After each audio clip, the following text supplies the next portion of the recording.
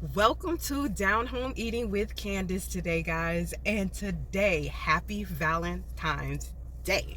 Yes, so I went to, my local spot, Mojo Donuts, and I could not resist getting donuts. Okay, so I'm trying to maneuver my sunglasses are working my nerves. Okay. So the first donut we have is called the Sweetheart donut. And as you can see, it has a little heart right here for you guys. Boom, boom, boom, beating. And I have another decorative one that's called the Hershey's Kiss one. And it looks like it has like the cream, what is it called, guys? The foam, not foam, but anyways, let's eat this. I asked her if there was anything in it. She said there is a buttercream or something like that. So I definitely wanted to kind of tell y'all guys, I love y'all. Y'all are the best folks out here. I do have a little story time and a little question to ask you guys as well. So let's get into this donut. Oh my gosh, I don't even know where to start, man. Thing looks so good. I wonder if I can put this little thing right here for me so I don't make too much of a mess. All right, so let's taste this one.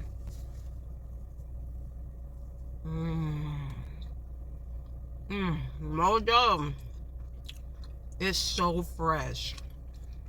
I just left there. It's about 9 o'clock. I went to Dunkin' Donuts to get my coffee because their coffee, no, it is a negative for me. But look at this. Oh my gosh, guys, look at this. Take a lick. Take just one little lick. This is so good.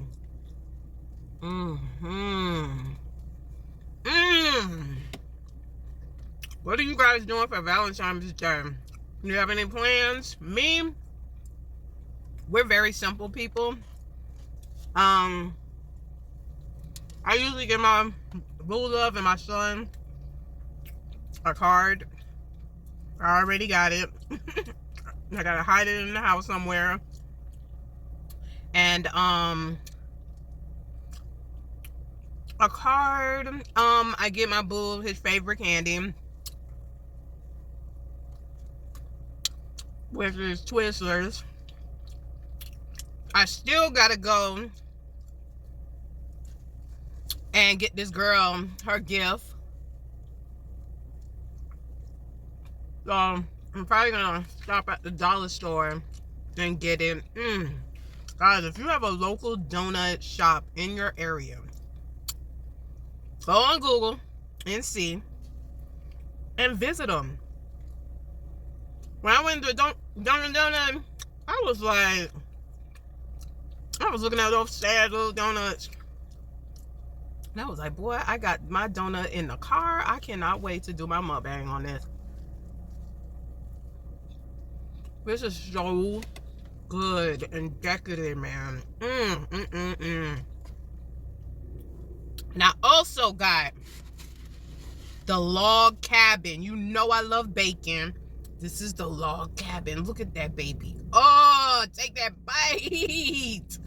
Oh, it has caramel bacon bits all over it. When I tell you, delicious.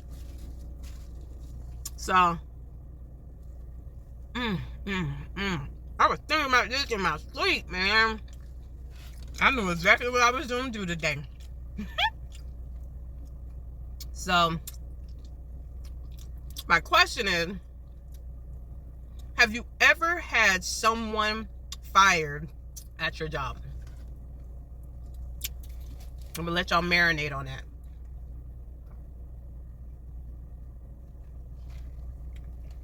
Have you ever had someone fired at your job? At a previous job. This is the heart, guys. Taste it. Pretty good.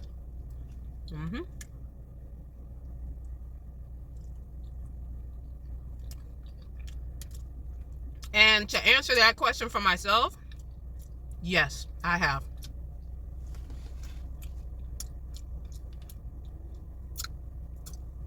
And I have no regrets over it or anything. I'm going to sum it up in a quick story time with you guys. So just in case any of you guys go through this same thing, you know how to handle it.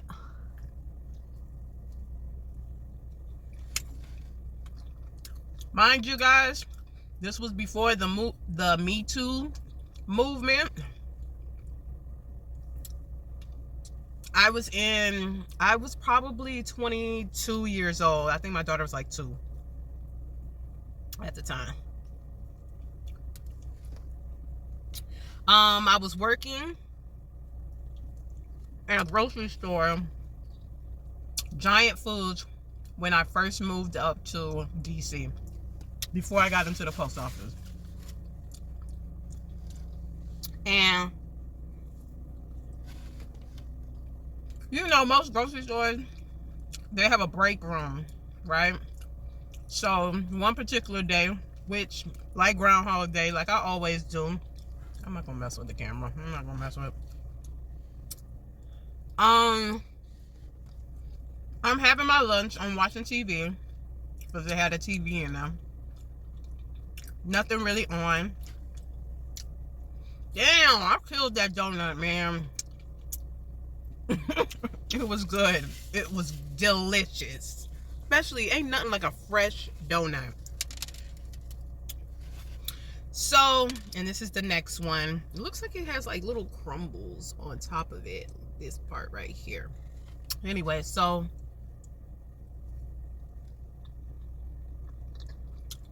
this is good too. I like the other one better though. And he came into the break room. The door was closed too. And he was a grown man. He had to be maybe in his 30s. 30s, 35. You know, I give him that much. So, I'm sitting.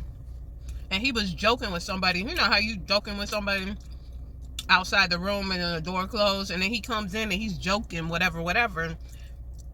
And this, I'm about to say, he comes up to me while I'm sitting down and he pulls my shirt like this. And I'm like what the fuck? I'm like, what in the hell is going on? So I do this immediately. So his hand's right there and I do, and I said, what the are you doing? And he's like, oh, I'm just playing. I say, playing my...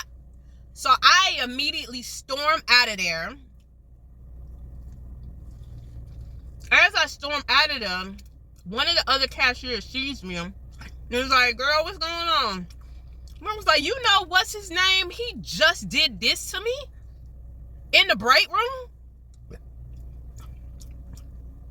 So she was like, oh, are you gonna tell anybody? You damn right I'm gonna tell somebody.